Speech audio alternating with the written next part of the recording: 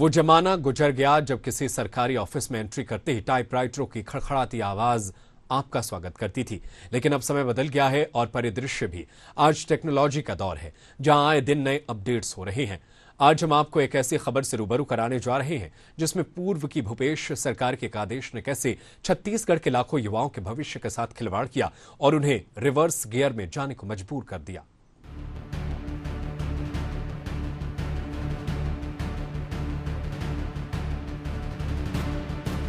सरकारी विभागों में सबसे ज्यादा भरे जाने वाला पद क्लर्क का होता है। इसमें डाटा एंट्री ऑपरेटर, स्टेनोटाइपिस्ट और सहायक ग्रेड 3 के पद शामिल होते हैं। आंकड़ों के मुताबिक राज्य में 18 लाख से अधिक उम्मीदवार इन्हीं पदों के लिए तैयारी कर रहे हैं। लेकिन 3 फरवरी 2022 को जारी हुए एक सरकारी आदेश ने इन युवाओं की मुसीबतें इस कदर बढ़ा दी कि बड़ी डिग्री और तकनीकी योग्यता हासिल करने के बाद भी क्लर्क बनना इनके लिए बहुत कठिन हो गया है। दरअसल 3 फरवरी 2022 को सरकार ने बदलाव करते हुए 2013 से पहले की व्यवस्था यानी टाइपिंग टेस्ट जरूरी कर दिया है। सरकार ने 3 फरवरी 2022 को एक आदेश निकाला था जिसमें स्कूल लेवल की कंप्यूटर टाइपिंग परीक्षा पास की सर्टिफिकेट मांगा था। सहायक ग्रेड 3 डाटा एंट्री ऑपरेटर और स्टेनोटाइपिस्ट की परीक्षा में इस योग्यता को मांगा गया था, जिसकी परीक्षा अभी तक हुई ही नहीं है, स्कूल लेवल की टाइपिंग परीक्षा।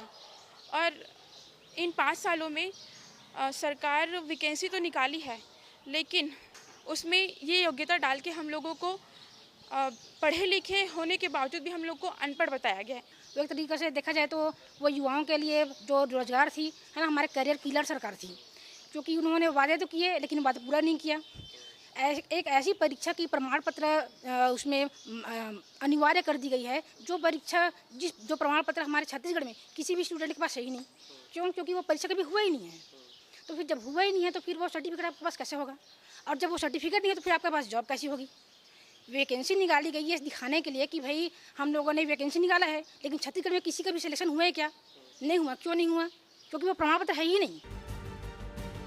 हम आपको बता दें, करीब 2 साल पहले जब सरकार ने इस आदेश को जारी किया, तभी से राज्य में इसका विरोध शुरू हो गया था। रायपुर के बूढ़ा तालाब स्थित धरना स्थल पर प्रदेश भर के ऐसे युवा जो इन परीक्षाओं की तैयारी कर रहे हैं, उन्होंने बड़ा आंदोलन किया था, लेकिन तत्कालीन सरकार ने उनकी बात नहीं मानी। प्रदर्शन कर रहे युवाओं को खदेड़ने के लिए पुलिस ने लाठी चार्ज भी किया था। उम्मीदवार इसे शोषणकारी नीति बता रहे हैं और नई सरकार से मांग कर रहे हैं कि इस नियम की बाध्यता को खत्म किया जाए। वो सर्टिफिकेट जो स्कूल टाइपिंग सर्टिफिकेट है आज तक कभी भी नहीं मांगा गया और ऑपरेटर के लिए ऐसा कभी प्रावधान नहीं हुआ। पहले क्या होता था, पहले परीक्षाएं होती थी, उसके बाद टाइपिंग टेस्ट होता था, फिर जो सेलेक्ट होता था उसको जॉब मिल जाती थी। लेकिन अभी जो पिछली सरकार थी कांग्रेस की, उसकी यही एक शोषणकारी नीति बोल सकते हैं इसको, कि वो चाहती ही थी कि किसी को भर्ती ही ना दें, है ना। और इसके लिए हमने इसके विरुद्ध आंदोलन भी किया था। 10 अप्रैल 2022 को यहाँ बूढ़ा तालाब में एक महाआंदोलन किया था, जिसको दबाने के लिए इसी पिछली सरकार ने पुलिस का सहारा लिया। कई स्टूडेंटों पर लाठीचार्ज हुआ। बच्चे एलिजिबल है इस चीज़ के जो पीजीडीसीए, डीसीए, एमसीए किए हैं, डाटा एंट्री ऑपरेटर, शीघ्र लेखन और ये सारी सहायक ग्रेड 10 की जितनी भी परीक्षाएं होती है, उनके लिए जो अनिवार्य जितने पहले था और अभी जो मांग रहा है वो पहले जो एक होता था टाइपिंग वाला, टाइपराइटर वाला, टंकण वाला, उसकी परीक्षा अनिवार्य करने के लिए मतलब कहा गया है, जो परीक्षा हुई ही नहीं है। तो सीधा सीधा ये है कि आप बच्चों को सिर्फ एक वैकेंसी तो निकाल रहे हैं, ये दिखा रहे हैं कि हाँ हम निकाल रहे हैं, लेकिन उस बच्चे को वहाँ तक पहुँचने ही नहीं दे रहे हैं, जो कि सरासर गलत है। तो आप ये समझिए कि अगर बच्चे फॉर्म भी भर लेते हैं तो वो परीक्षा दिलाए कहाँ से, जब वो सरकार आयोजित ही नहीं कर रही है। शीघ्र लेखन, मुद्र लेखन, कंप्यूटर कौशल परीक्षा परिषद अपने गठन के करीब 2 साल बाद पहली बार स्किल टेस्ट आयोजित करने जा रहा है। इस परिषद को स्कूल शिक्षा विभाग के अंतर्गत रखा गया है। इस परिषद के सचिव HR सोम ने बताया कि पहली बार हो रही ये परीक्षा 8 चरणों में संपन्न होगी और इसके लिए प्रदेश में 6 परीक्षा केंद्र बनाए गए हैं। जितने भी हमारे बेरोजगार अभ्यर्थी हैं वो अधिक मात्रा में आवेदन प्राप्त हो रहे हैं। आने वाले सत्र में जो है हम इसको और बेहतर ढंग से जो है परीक्षा कंडक्ट कराएं और किसी प्रकार की जो है इसमें पारदर्शन किसी ना हो, ये भी हमने तय कर लिया है। और अभी जो एग्ज़ाम होगी स्मूथली एग्ज़ाम हो रही है।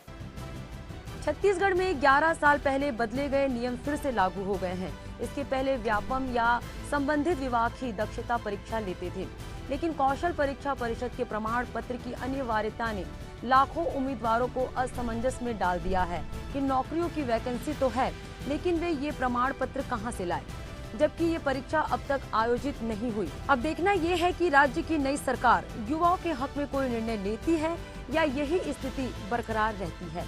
एशियन न्यूज के लिए रायपुर से संजय दुबे की रिपोर्ट।